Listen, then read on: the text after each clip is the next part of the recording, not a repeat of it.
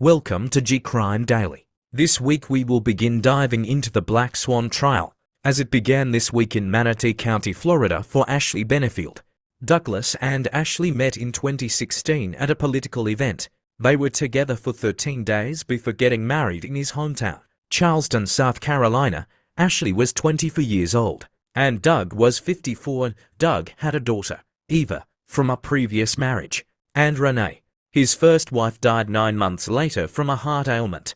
Ashley and Eva did not get along the best, and in a heated argument, Doug allegedly fired a pistol into the roof of the home. No documents or reports were made. Ashley's dream was to build a ballet business, and Doug had been helping her do that. While building the ballet company, they became pregnant. A month later, in September 2017, Ashley packed her belongings and moved back with her mother, also leaving behind a note for Doug.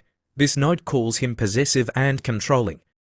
In October, she left the ballet and wrote a message on the ballet's social media. She stated that she was devastated and that the new leadership destroyed all that they worked so hard to build. Ashley then told authorities about the gun incident. Child Protective Services investigated and interviewed Eva. Doug was evaluated by a psychologist and ultimately cleared. Ashley also claimed Doug poisoned her and his first wife, Renee. However, Renee's autopsy reveals that she died of coronary artery sclerosis, a heart condition. Ashley had no contact with Doug throughout her pregnancy, despite his many attempts. On March 2018, 3 weeks before her due date, she checked into the hospital and claimed Doug had poisoned her. A C-section was performed and a healthy baby girl had been born. After Ashley filed court documents to keep Doug away from their daughter, the judge handling the case stated, "There is not a single scintilla of credible evidence that Ms. Benefield has ever been poisoned or suffered from any illness of any poison." Doug and Ashley began sharing custody of their daughter when she was 6 months old. For most of 2019, things seemed to be heading in the right path as they worked on their family. Ashley showed up to drop off their daughter when Doug noticed she was wearing an engagement ring. Doug hired a PI who said Ashley was seeing someone else. Doug filed for divorce. She then accused him of physically and sexually abusing their daughter. Doug denied the allegations, and CPS found no evidence of abuse. In the summer of 2020, Ashley and Doug suddenly reconciled again and announced they were moving to Maryland with their daughter and Ashley's mother. On September 27, 2020, Doug was packing a U-Haul with the family's belongings. That night, neighbors called 911 to report a shooting. Ashley was seen walking into the home with a .45 caliber gun. Ashley claimed Doug had attacked her when she had to shoot him. Ashley was arrested on November 4, 2020, and charged with second-degree murder.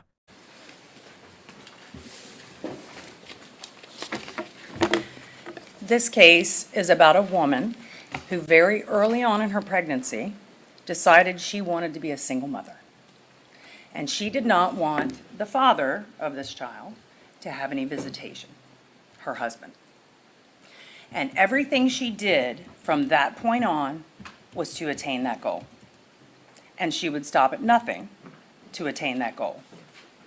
She tried several things in the system that you'll hear. The courts, law enforcement, Department of Children and Families, no one got on her side. And at the end, when there was no other option, she shoots him and kills him and claims self-defense. Now this couple, Doug Benefield and Ashley Benefield, were married. They had moved to Florida from South Carolina. They lived together in South Carolina. Now when they lived down here in Florida in Bradenton, they did not live together. Obviously there were issues. Doug Benefield lived in his own apartment. Ashley Benefield lived with her mother, Alicia Byers, in a home with their daughter once she gave birth. She had this daughter who at the time was a toddler when she shot Doug. While they were living separate, they were still interacting with each other, with the goal, the apparent goal, of seeking reconciliation, reconciling this family and becoming a family. They were going to restaurants, they were going to Selby Gardens, They were hanging out at the pool at Doug Benefield's apartment complex. By all images, they looked like they were trying to reconcile. The problem was that is not what Ashley Benefield wanted. Although that's what she was portraying, that's not what she wanted. At the time that this shooting happened, they were planning to move to Maryland. Ashley's mother had inherited a home in Maryland, and they were going to move to Maryland. Doug was also going to move to Maryland. They were going to continue to live separate and continue to attempt to reconcile, but they were all going to move to Maryland together. Excuse me. At the time that this happened, everybody was in moving mode. There were boxes everywhere, furniture, beds upended. They had a U-Haul that they were using together. They had a pod that was in the defendant's driveway that they were putting all of their things into. And every day around this time, Doug Benefield was going to Ashley's home to assist her in putting these things into the pod, putting these things into the U-Haul, because the plan was that they were all going to pack up in the next few days and move to Maryland. And it continued to try and work on their relationship. The problem was Ashley Benefield knew that this was a ruse. She didn't intend to reconcile. She didn't intend to try to make this work. And the problem was there was a court hearing on September 30th of 2020. And at that court hearing, all of this was going to come out. It was going to come out that she was acting one way when she was by herself, and she was acting another way when she was with Doug Benefield. That she was telling him she wanted to work on things, that she wanted to get this marriage back together, but yet when separate, she was saying she had absolutely no intention of reconciling, did not want him around, and did not want this to work. On the 30th of September, this was going to come out. On the 27th of September, she shoots him and kills him. 3 days before this hearing and 3 days before this information was to become public. Now, there was no one else at the house at the time of the shooting. It was just Doug and Ashley. While Ashley's mother and child lived there, they had gone to the park. As soon as Doug got to the house, Alicia Byers takes her granddaughter and they go to the park. So the only people at the house are the defendant and the victim. And you're going to hear three very important things about this shooting. Number one, Ashley Benefield was the only person that was armed. It was her gun. She had it from before. It's not like she took it away from Doug. It was her gun. And Doug Benefield was not armed. He had no gun, no knife, no club, no weapon of any kind. Number two, Ashley Benefield was not injured. Law enforcement took pictures of her right after the shooting. And then again, you'll hear in a few days, they took more pictures. Because sometimes law enforcement, they know that bruises sometimes don't show up right away, that it takes several days for these bruises to show up. So they took pictures several days later. And you'll see those pictures, and you'll see that Ashley Benefield is not injured. She has some very superficial scratches on her midsection. Who knows where they came from? She had cats in the house. Who knows? But this is the only injury to her. And the third thing is the trajectory of the fatal bullet. Now, he was shot multiple times, but one of the bullets was fatal. The trajectory of that bullet was side to side. It was not straight on. Doug Benefield was not facing her, coming at her at the time that the fatal shot was fired. Now, as you go through this trial, it's a lot of information, a lot of timeline, but it's all very important to understand the tenor of this relationship between these two people. And it goes all the way back to when they met, back in 2016. That was the end of August 2016, they meet. They were both involved in some political event, and they met. 13 days later, they married. Doug Benefield was 54 years old. Ashley Benefield was 24 years old. So there was a 30-year age gap between the two of them. They knew each other 13 days, and they got married. Ashley Benefield was very into the ballet, had been an ex-dancer. Her dream was to start a ballet company. And lo and behold, her husband has the money and the connections to get this done. So he begins, and she begins, to put this ballet company together. And they do put a ballet company together, but before it can actually take off, it falls apart. Before they're married even a whole year, so in April of 2017, Doug Benefield has his vasectomy reversed because they want a child. Within weeks or months of the vasectomy reversal, the defendant is pregnant.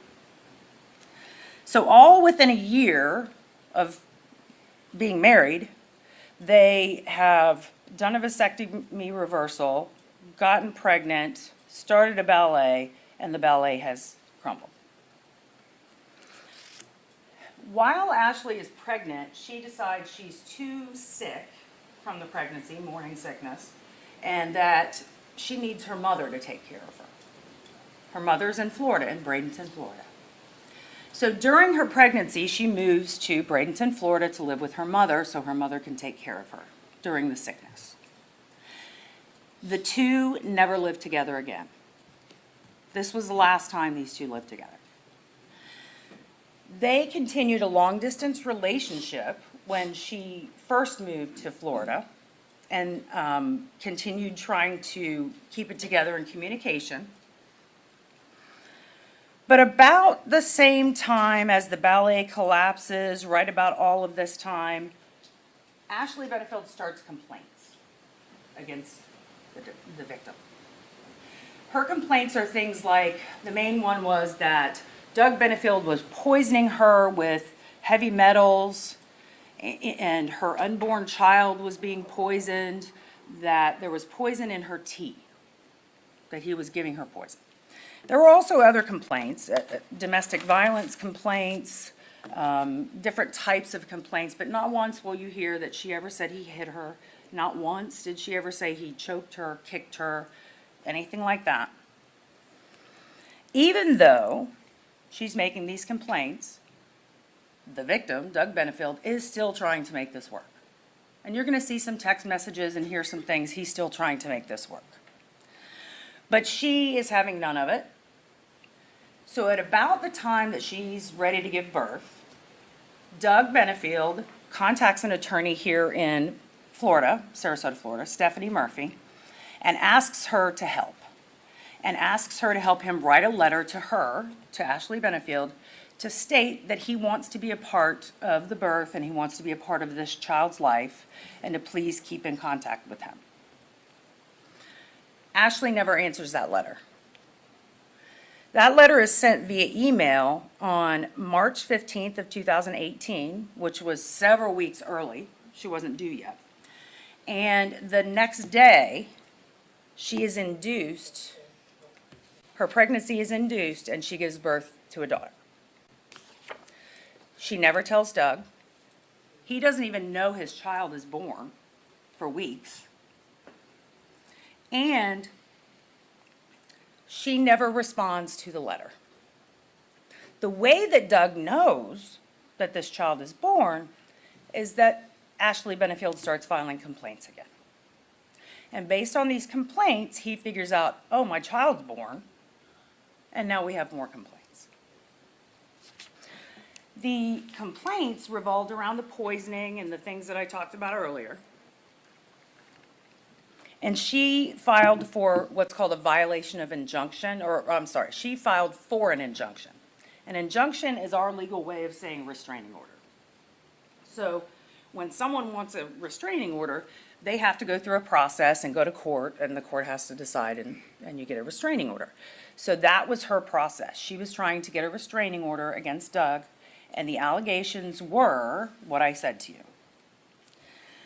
At the same time, Doug Benefield had not seen his child, had not met his child. So he did a cross complaint to say, please let me have contact with my child. I've never even met my child.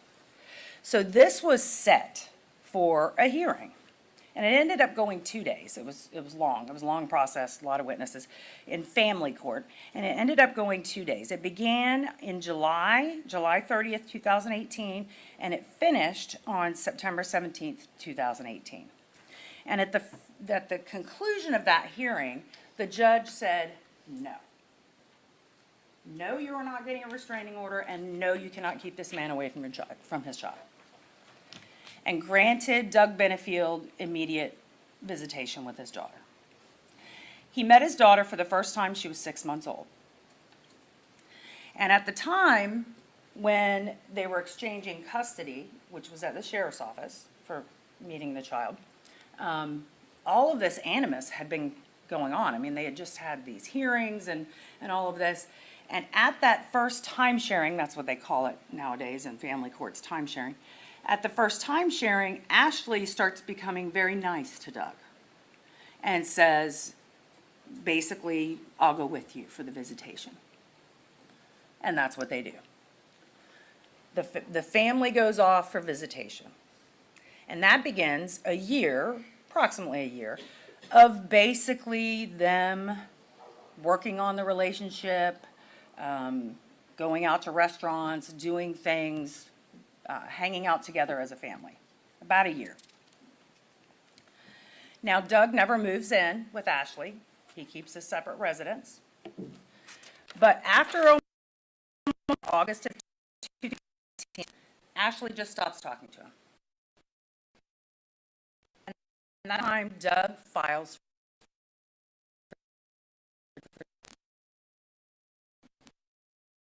is that the defendant started off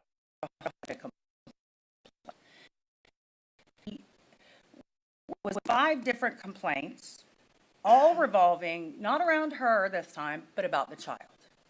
Because that's visitation with the child, so now these are using the child.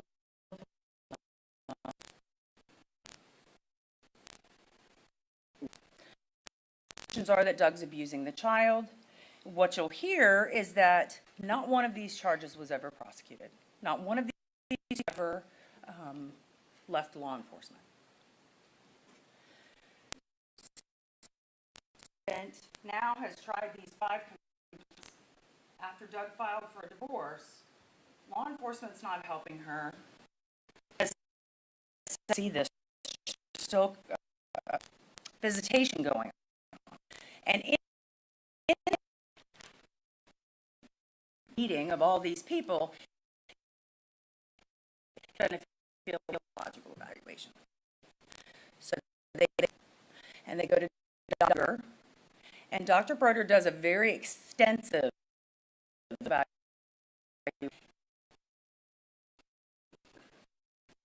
Separately, he meets with the child. She's a little girl, and at the time of this, she's about not yet 2 years old. During this evaluation, and what you'll hear from Dr. Broder, is that Ashley Benefield acted very different when she was with Doug and when she was not with Doug. When she was with Doug, it was, we're moving to Maryland, we're going to work on our relationship, try and make this family work. When she's not with Doug, she's saying, no, how I do not want that. I want to reconcile with him.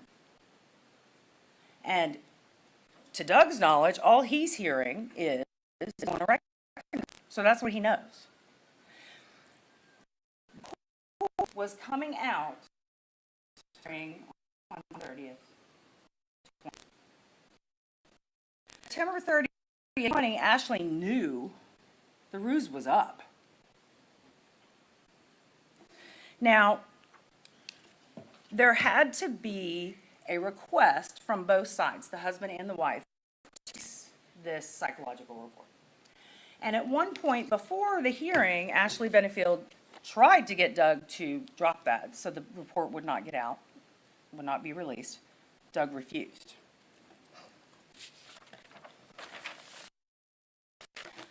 So that report was coming out on the 30th, and on the 27th, she kills him and claims self-defense. Now, you're probably going to hear a lot of information about Doug Benefield. Probably some negative things, not so nice things. I would just ask you to remember who and why. Just because someone speaks words does not make it true. So use your common sense as you go through this trial. This is a long story with a lot of information, but you'll see that this was a custody battle that this mother was going to win at all costs. And the cost was the life of Doug Benefield. And that is murder. Thank you. Mr. Taylor.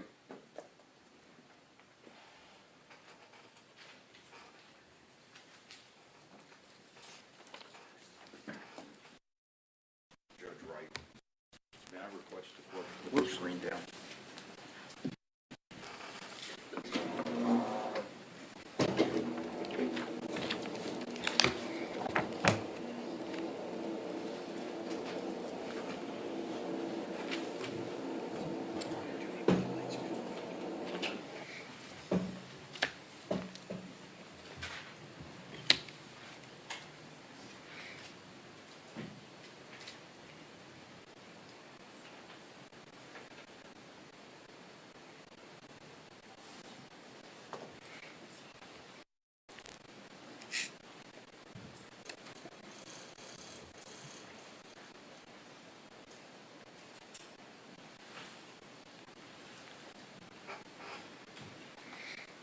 This is the divide between generations. I'm in the old school. I'd like to know that I have a picture and it's reliable.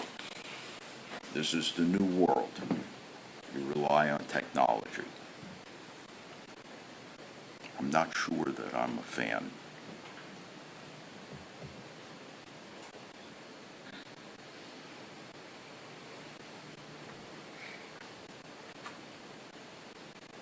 All right, here we go.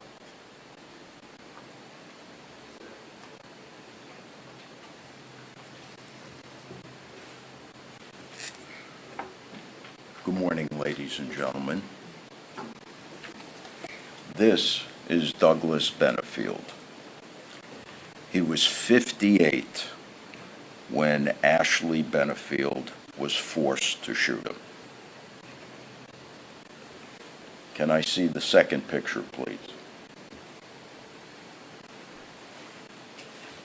I want you to note how he's built for a 58-year-old man. Now, despite being raised by a family who taught me that it was ill to speak about the dead in an unflattering sense, I'm going to have some strong words about Douglas Benefield, the alleged victim in this case.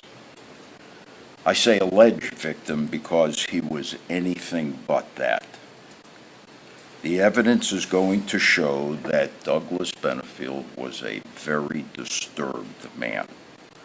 Of that, I assure you, you'll have no doubt when the case is over. 30 years older than Ashley, he was obsessed with her, and he successfully portrayed himself as everything he was not in an effort to win her hand in marriage. Despite promoting himself as a religious and decent human being, Doug Benefield was a manipulative, cunning, and abusive man who absolutely insisted on control. Among other things, you're going to learn during this trial that over the course of this 4-year relationship, Douglas Benefield did the following. He fired a handgun into the ceiling of their kitchen on an occasion to stop Ashley from talking. He threw a loaded gun at Ashley. He punched Doug in the face so hard that he knocked the dog unconscious. He regularly carried a concealed firearm that was racked, meaning pulled back and ready to fire. He unlawfully placed a tracker on Ashley Benefield's vehicle. He was regularly observed following Ashley Benefield in her car driving in Manatee and Sarasota counties, despite the fact that he was living in South Carolina, having driven all the way just to tail her. He was caught by a neighbor at night standing in the neighbor's backyard in an effort to peer into the Ashley's house. He punched numerous holes in the drywall of their home when they lived together in South Carolina. And he had a previous marital history of domestic violence. Ashley Benefield was painfully aware of all of this on September 27, 2020, the day of the homicide. And I want to assure you that this is not going to come to you from just one place. These are acts that were admitted by Douglas Benefield himself. Ashley Benefield feared him. That was no secret, ladies and gentlemen. She left him a letter when she moved out 3 years prior to the homicide, detailing how scared she was of him because of all of these acts. She feared for herself and for her unborn child. 3 years before the shooting. She left him, he pursued her. She rejected him. He would not take no for an answer. She at times despised him. He did not care. She moved to get away from him. He followed her. She decided to go to Maryland. Surprise. He decided to go to Maryland as well. She belonged to him. He had the right to be with her, and no less than God decided that to be the case.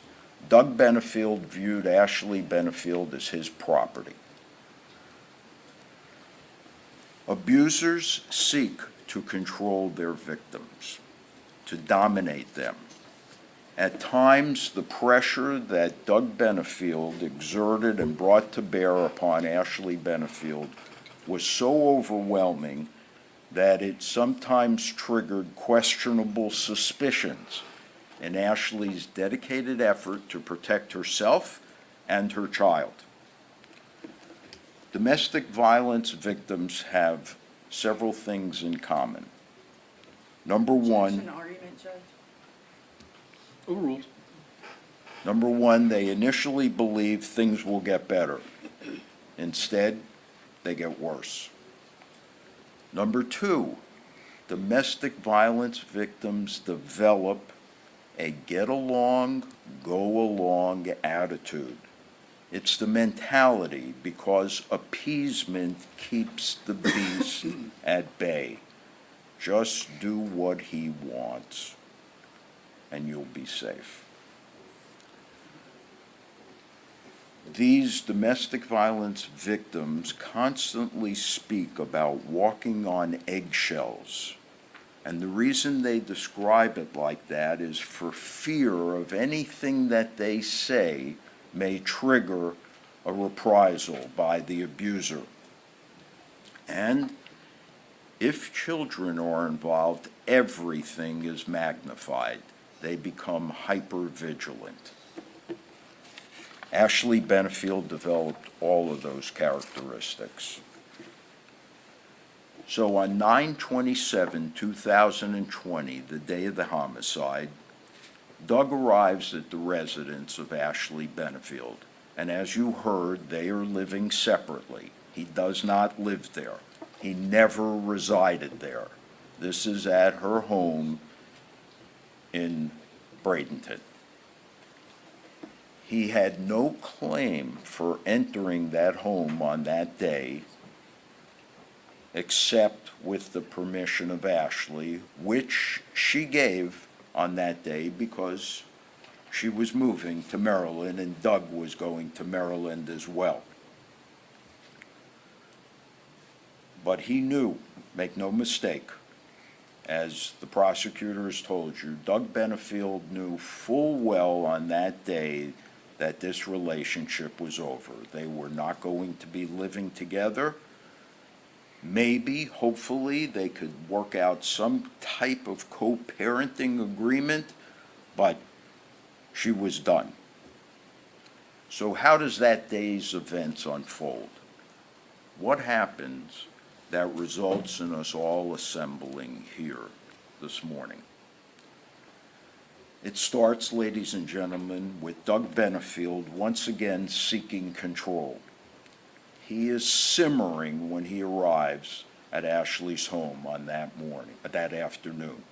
Why is he simmering? He's on a slow boil, actually, because he knows that Ashley's moving. He knows that this relationship is over. And immediately there's a discussion about how they should pack the belongings, with Ashley taking the position that her belongings should be packed last. Why? Because Ashley's things are going to be unloaded first, and Doug will then continue on to wherever it is that he was going to reside. So, this is the most vulnerable time for a domestic violence victim, when the abuser recognizes that he's about to lose her. So what's his response to this? All right, classic tactics of an abuser, they are threats and intimidation on this afternoon as the two of them are trying to pack this U-Haul and this pod. In an effort to avoid confrontation with him, Ashley says, after a short while, gee, you know, I'm really pretty exhausted. Why don't we stop for the day? We can finish tomorrow. Doug ignores it. His response is to grow increasingly aggressive and hostile. Not once, but twice, Doug body checks Ashley. And by body check, I mean he passes her in the hallway, slams his shoulder into her shoulder, almost knocking her over. That's not enough. The next thing is, as they're passing in a hallway, he's carrying a cardboard box. He jams the cardboard box into Ashley's side, which leaves scratches that the police photographer took. Again, now fearing for her safety because she sees how he is escalating in his behavior, she tries to persuade him, look, let's finish for the day. It's getting late. I'm tired. No go. Instead, Doug bellows, I know what you're doing. You're trying to get me to leave. I'm your husband, and I can spend the night if I want to. Well, that was enough for Ashley. She heads for the front door of the house to leave. Doug chases up to her, grabs her by the arm or hand, and spins her around so that his back is to the front door, blocking her from leaving. And he yells right in her face, where do you think you're going? Ashley, desperate at this point, Doug yells, "You can't leave me." Ashley somehow finds the strength to summon up the nerve to say, "I am done. You need to leave now." She commands him to leave the home. Terrified, while in his grasp, because he spun her around, his response is to smack her upside the head. And you'll see the pictures of her swollen face and her eye. And he yells, "I am not done." Fearing for her life, as this was the first time that he had actually struck her. Up till then, it was always threats and intimidation. As intimidating as firing a gun may be to get you to stop speaking, he had never actually hit her. He'd pushed her. This time he struck her. Terrified after this, fearing for her life, she heads for her bedroom where she has a firearm. She gets to the firearm. She turns around. She orders Doug to stop. When she looks up, he's in the doorway. Instead of seeing the gun and leaving, Doug gets into this warrior pose with his arms moving purposely and advances. At that point, petrified, she fires, believing that if he gets a hold of her, she will be either seriously injured or killed.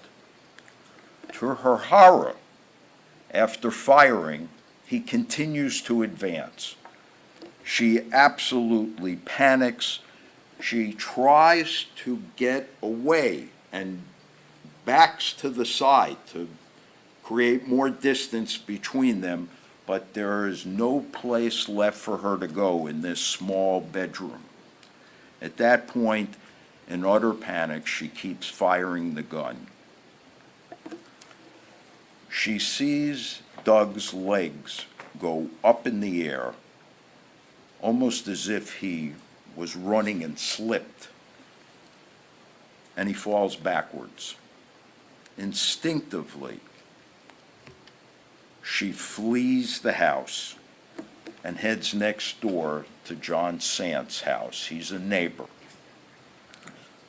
When all is said and done, ladies and gentlemen, and the testimony and the evidence is complete, the only thing that's going to have been established here beyond a reasonable doubt is that Douglas Benefield was a violent abuser.